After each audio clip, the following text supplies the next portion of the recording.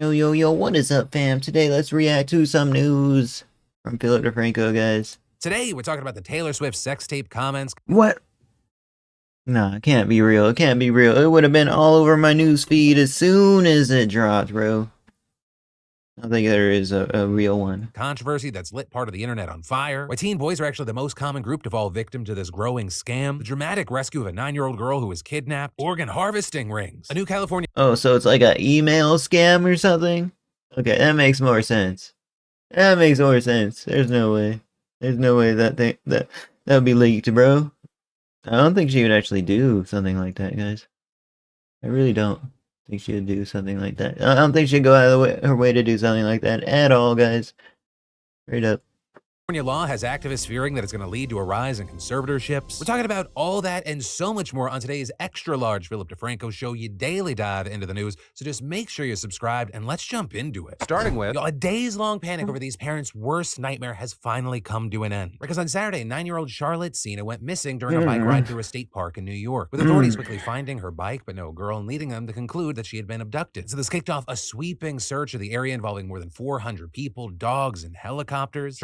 Alright, she was found. That's good, that's good. Those parents absolutely distraught, others giving their sympathy from across the country. And all of that taking us to just past 4 in the morning yesterday, state police spotted a man dropping something in the family's mailbox. When they opened it up, they found a ransom note. And so they checked it for fingerprints, they found one, and they began testing for a match. Dang, bro's going the old-fashioned route of ransom notes, man. Sad. Sad, bro. Straight up abducted. The parents' worst kind of like a fear. I'm not gonna lie.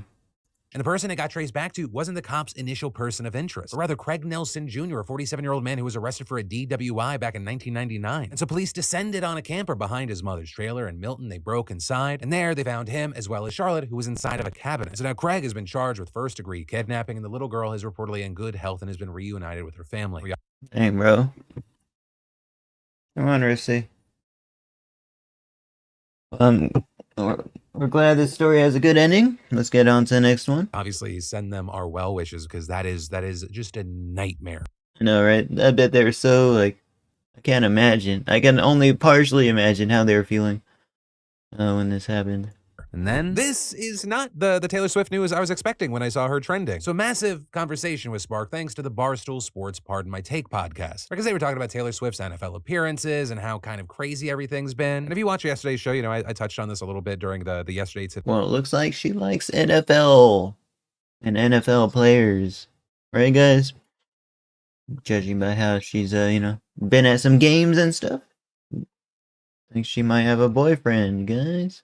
Today's segment. I like Taylor Swift. I like Travis Kelce. I like them as people. I think the NFL has leaned into it so fucking much that it's cringeworthy. And while they kind of echoed that and then went far more negative, one of the hosts then went further and said that they would justify her appearances if there was a sex tape. If Travis Kelce and Taylor Yeah, that's actually ridiculous. Swift release a sex video, I'll consummate this And this podcast, which I probably think is Barstool Sports or something. It's not actually. It's called Pardon My Take. We're just gonna skip this story. It's a ridiculous claim, bro. Of course it would get her more fame. I don't think she wants to do it, though. I don't think she wants to be the next Kim Kardashian. She lives like a really private life, I think, guys. Like, I don't think she would want to, you know, take the route of Kim Kardashian, guys. Straight up. relationship and be like, fine, you guys. And you know, whoever she, like, you know,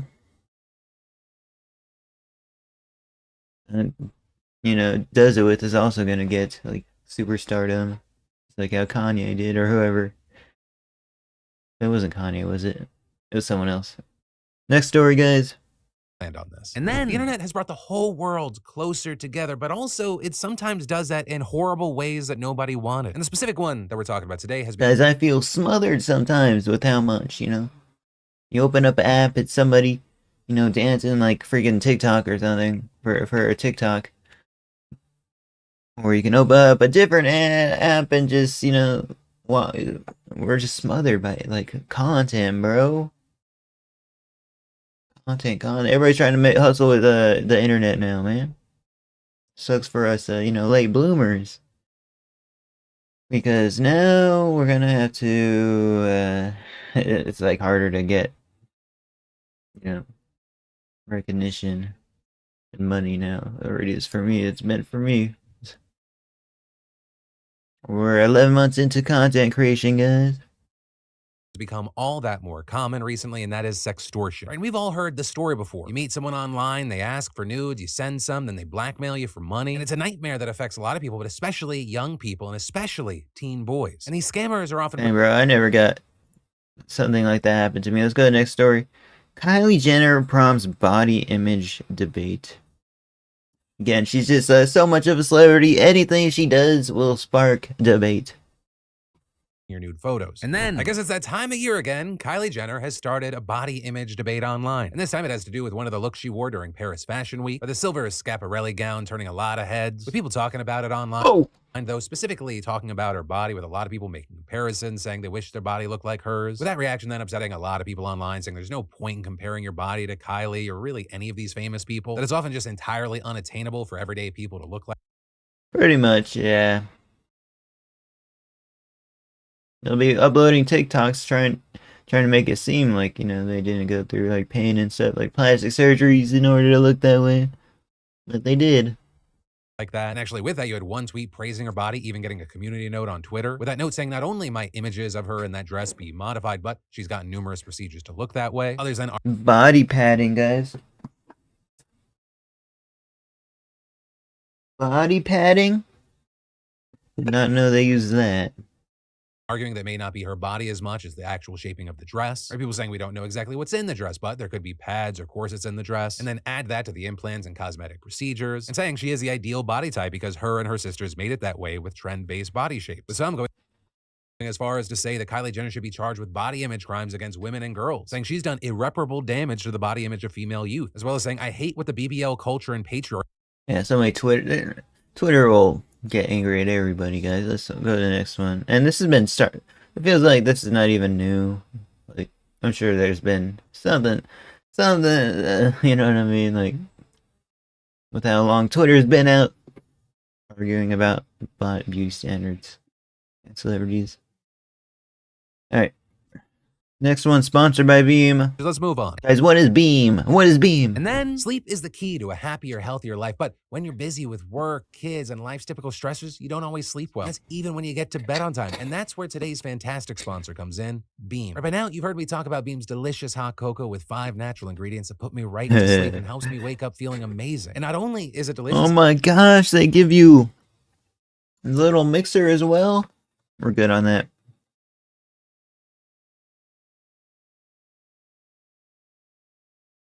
For better sleep. Hey, hot cocoa is good though. I'd be down to try the flavors. Alright. Pakistan bust organ heart. Oh my gosh. sent you. And then, in a real what the hell is going on situation, authorities in Pakistan just announced that they managed to bust an organ harvesting ring, with reportedly a group of about 8 allegedly managing to get hundreds of kidneys from more than 300 patients in order to sell them to wealthy people waiting for a transplant. Although notably, officials suspect that the real number could be far higher. And the general game plan seems to have been that they'd find desperate people at hospitals and then convince them to do the procedure at a private residence, with oftentimes a victim not even knowing what was actually going on. And this was all clearly lucrative, as reportedly they sold each kidney for tens of thousands of dollars. And making matters worse is that the police seem to have been on the trail of the group's ringleader, who had been arrested at least 5 times for malpractice. But each time he managed to get bail and get out, only for— no, man, that's tragic. That's tragic, man. That's why I don't. That's why I'm like, yo, I'm not sure if I want to visit other countries, guys. Next thing. Education Department finds that Liberty University broke safety laws for years. Guys, I don't know what Liberty University is. it's a massive dent in all that. And then, this evangelical university that has marketed itself as having one of the safest campuses in the country has actually failed for years to keep its students safe in violation of federal law. Right? That's what was found by a preliminary report from an Education Department inquiry into Liberty University, that infamous and powerful Virginia-based Christian school co-founded by televangelist Jerry Falwell Sr. Now, notably, the report's actually confidential, but the Washington Post obtained a copy, and 2 people familiar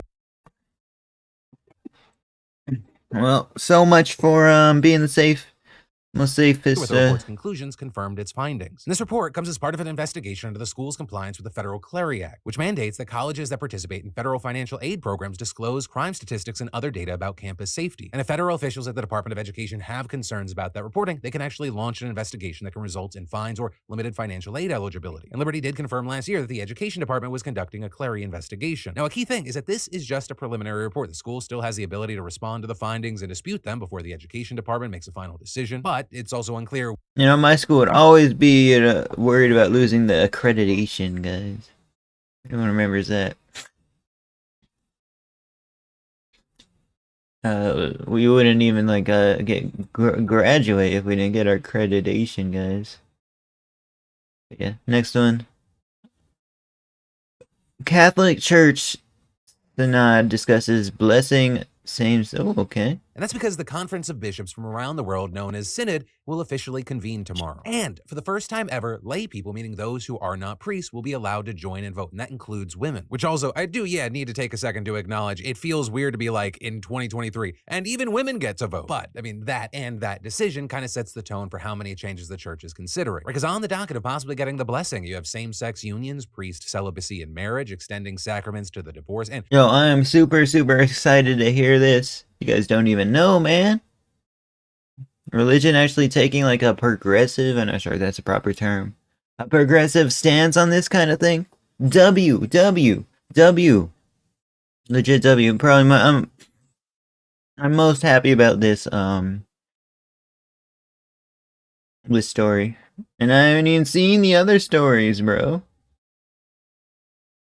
whether to ordain female deacons. Now, some or all of that might seem esoteric to non-Catholics, but they are all major points of contention within the church, especially the issue of homosexuality. Right, for months now, Pope Francis has stirred the hornet's nest by making statements that, relatively speaking, are pro-LGBTQ, with one of the newest ones, at least to us, being a letter that was just made public that he released in July. And in it, he told cardinals that he was pushing for priests to bless same-sex unions. And I need to emphasize union, because the stance of the church is still that marriages are an exclusive, stable, and indissoluble union between a man and a woman naturally open to procreation. But for many, this was seen as a huge step towards being more open to LGBTQ plus members. Additionally, shout out Pope Francis, man. Shout out Pope Francis, bro. Real one. See, he looks friendly, man. Just look at him. He's got his hand up. That shows, like, willingness to help, alright, guys? has been clear that the church was for, quote, everyone, and doubled down when questioned if that included LGBTQ plus members. Not to mention that he has a long history of criticizing laws that criminalize homosexuality. Though we also need to mention that the possibility that this could lead to priests being able to have sex or marry is also groundbreaking. Although if you actually look into it, in reality, this would just be returning things to how they used to be. Right, you might not know this, but for the church's first 1,000 years or so, priests weren't required to be celibate, though it has been that way for about 900 years now. And then, as far as the Pope's been celibate the whole time. I mean, for 1,000 years. Like, OMG, bro. OMG.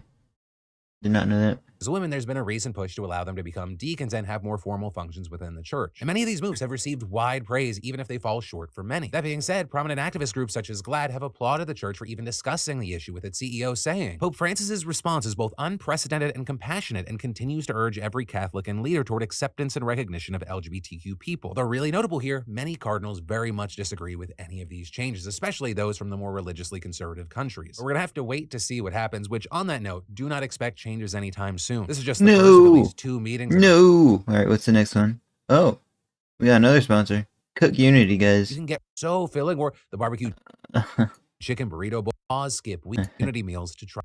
He films those ads. Yes, he does film those ads. Another food delivery thing, which has been kind of viral recently, or at least kind of popular, I guess. Try them out for yourself. And then mental health courts are coming to counties throughout California, and you have activists incredibly concerned that they might actually hurt more than they help, and could even lead to a dramatic rise in abusive conservatorships. So the program is called Care Court, and Governor Gavin Newsom signed it into law back in 2022, and at the time saying the framework is offering hope and a new path forward for thousands of struggling Californians and empowering their loved ones to help. Okay, so how does this work and who is this for? Well, the Care Court system actually only applies to a pretty narrow group of people. It's not just for anyone experiencing any kind of mental illness, it's specifically focusing on people with untreated schizophrenia spectrum or other psychotic disorder. Yo, I actually have psychosis, man. No way. That's cool. And those people either have to be experiencing a deteriorating condition that makes them unlikely to survive without supervision, or they are at risk of harming themselves or others. And notably, a wide range of people can petition someone to the court, including first responders, street outreach groups, family members, or roommates. And once a case is filed, the Department of Health will determine if this person is eligible for help. With the San Francisco Chronicle adding, the participants don't need to be homeless, but the program is aimed in part at that population. And those in support of the law hope that it'll give people help before they potentially wind up in worse situations like incarceration, and that it'll give families a Yo, I actually needed this back in the day, bro. But it was because I was addicted. And I was doing, like, messing up and stuff. chance to advocate for their loved ones to receive psychiatric care, right? Because if a petitioned person qualifies for services, they get legal counsel and an advocate through the process, as well as a plan that includes treatment, medication, and housing. With outlets like Cal Matters noting the medication can be court-ordered, but not forcibly. That's what it's going to be called, guys. Cal Matters. Administered. These plans usually lasting for a year, with court hearings held throughout to make sure that people are staying on track, and people can choose to extend their program or graduate from it once the time comes. But the thing is, people petitions can also just refuse the program. And also, in some cases, those who don't follow through on their plan can face consequences, with a fact sheet on the law saying participants who do not successfully complete care plans may, under current law, be hospitalized or referred to conservatorship, with a new presumption that no suitable alternatives to Alright, guys. conservatorship are available, as the rest of California's feel comfortable. The goal, people courts repeating. So for now, some still Even 30 minutes, bro. I wish he made it like 8 minutes. remain skeptical. Dive into those comments. And while y'all in general aren't bullying, singing Alright, guys, that's our video. Thank you for watching. Check out Philip DeFranco in the description. Like, comment, subscribe. It's so relieving to hear the girl was found alive. Yeah, it was. It was, man. Liberty University's story is just horrifying.